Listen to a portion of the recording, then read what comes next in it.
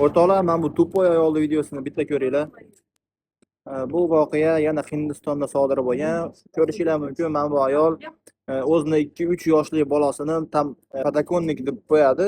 Shu oynani oldiga qo'yib, o'zini bir ishlari bilan shug'ullanish uchun ketyapti. Va tabiiyki 2-3 yoshli bola o'zini balansirovkasini kontrol qila olmaydi, ya'ni yiqilib ketadi, o'zini to'g'ri tutib tura olmaydi. U bola turyapti-da, shab aynakka o'tirib olyapti, aynak ochiq bo'lyapti. Ma'lumotinglar uchun do'stlar, bu 12-etaj. 12-etaj o'rtoqlar, 12-etajdan tushib ketib, 2 yoshli bola o'lyapti. O'rtoqlar, men manaqa shunga o'xshash tuppoy ayollar haqida video chiqaryapman-da, ko'ryapsizlar.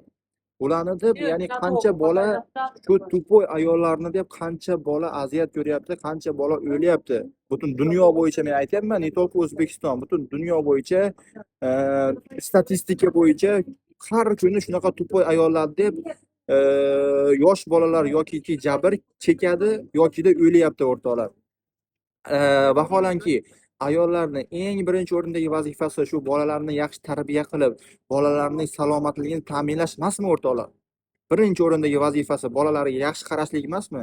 Nimaga bolalaridan shu mayda-chuyda ishlarini, bolalarini tarbiyasidan, bolalarini xavfsizligidan ustun ko'rishadi onalar? O'rtoqlar, o'zingizlarning fikringizni kommentariyada yozib o'tib ketinglar.